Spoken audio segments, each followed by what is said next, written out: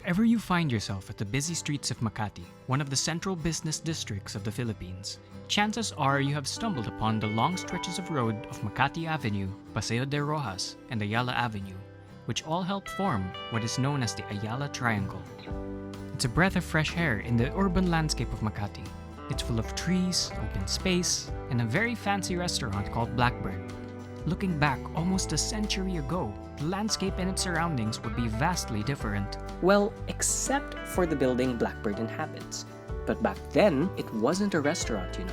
Almost a century ago, the building served a different purpose as a commercial tower and an area for people to wait for their turn. Not for delicious meals, but for travel. And that's because the Ayala Triangle, one of the busiest parts of Makati today, used to be the largest commercial airport in the Philippines, the Nielson Airport.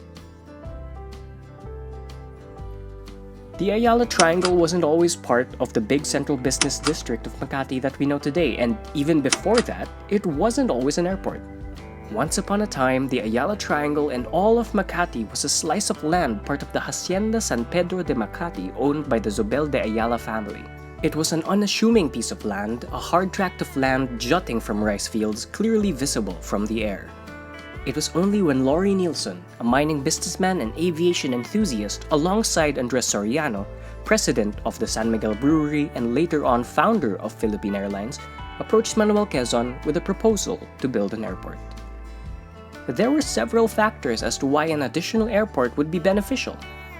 The Commonwealth Act No. 168, or the Civil Aviation Law of the Philippines, was passed to create the Bureau of Aeronautics. Advancing and promoting aviation pursuits was in the best interests of the Philippines. Next, while aviation was budding and established in the Philippines, the facilities were clearly lacking. There were two airlines that were operating locally in the Philippines, being the Philippine Aerial Taxi Company and the Iloilo Negros Air Express Company. Stated in the Philippine magazine, the first airport in the Philippines, the Grace Field in Caloocan, was deemed too small to accommodate large amounts of air traffic that the Philippines was predicted to have. These predictions were founded on the increasing interest the KNILM had towards including the Philippines and their aerial routes. Building a bigger and more equipped airport would not only help with advancing economic activity, but also help Manila become a center of aviation in the Far East. Upon hearing about the proposal, Enrique Zobel de Ayala, senior managing partner in Ayala Asia, offered to loan 42 hectares of the Makati Hacienda. It was a fixer-upper, mere grassland and very poor rice land, but with 6 months, around 1 million pesos and 1,000 men, the Nielson Airport was complete and inaugurated on July 17, 1937. Welcome to the Nielson Airport, the biggest and best equipped airport in Asia. We have the Philippine Aerial Taxi Company and the Iloilo Negros Air Express Company to serve your aviation needs.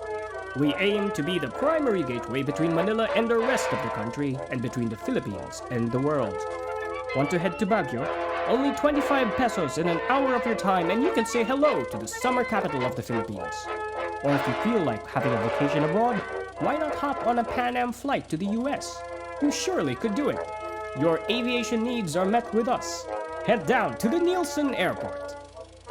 The airport provided the much-needed demand for aerial travel at a larger scale. You could take a plane from Manila to America, Japan, and other areas covered by the international airlines.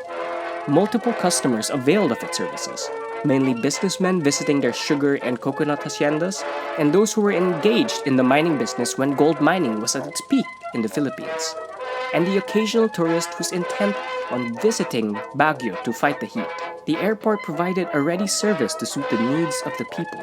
Later on, the newly formed Philippine Airlines would also take its maiden flight from Nielson to Baguio. Unfortunately, the Nielson Airport didn't stay open forever. After repairing damages from World War II, as it was a target of Japanese bombings, the Nielson Airport continued operations from 1946, but eventually was decommissioned by 1948.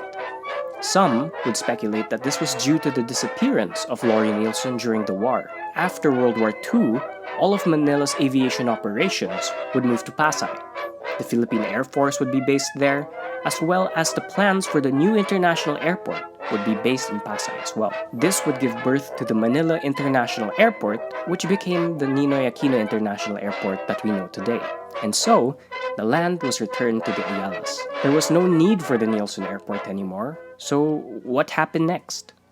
Well, the freeing of the Nielson Airport coincided with the Ayala's vision to build a central business district on their land within 25 years.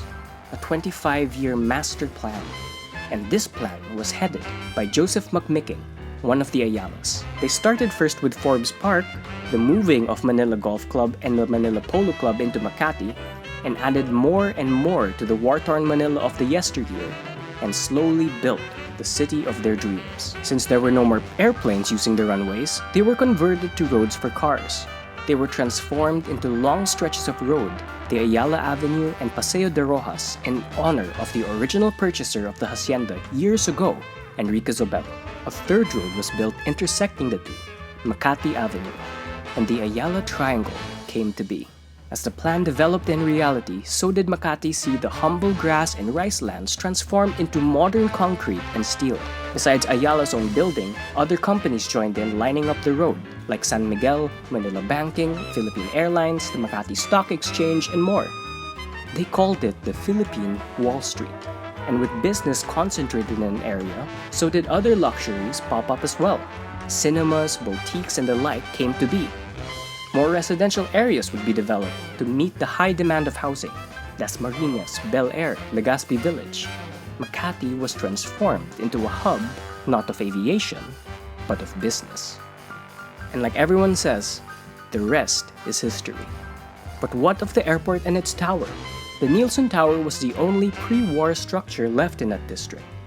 And instead of demolishing the tower, the Ayala Corporation decided to convert it into a more accessible library where they would house their Filipiniana and historic resources. From 1994 to 1996, the tower was under renovations in order to preserve the design it had, as well as to upgrade the interior to house the necessary changes for a library to exist within it. The team took great effort to ensure the structure and appearance would remain unchanged since its construction during the 1930s. The building was repainted, the glass panels were replaced, and the Manila International Air Terminal signage was restored. And on August 23, 1996, the Filipinas Heritage Library was inaugurated. And eventually the library moved from the tower and found its home in the Ayala Museum. The tower became a few other things before becoming home to Blackbird, the current inhabitant. The effort to preserve the tower was commended by both the NCCA and UNESCO. A remarkable illustration of cultural conservation through adaptive reuse, and a major achievement in preserving an important era of Manila's history. And how could it not be? To have a building that used to be so full of life nearly a century ago still be just as bustling and lively, it is truly an achievement.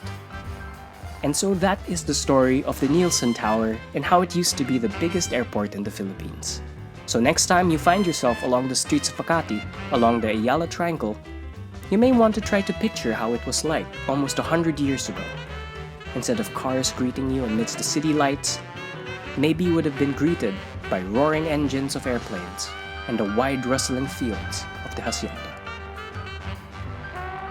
Thank you for watching the first episode of One Curious. This episode took a lot of work and research, but I'm extremely happy that it finally got released. What do you think about it? Please leave a comment on your thoughts, and if you like this type of content, please consider leaving a like and subscribing. I hope to make more videos like this in the future, and it would help this channel a lot if you subscribed. Thanks for watching.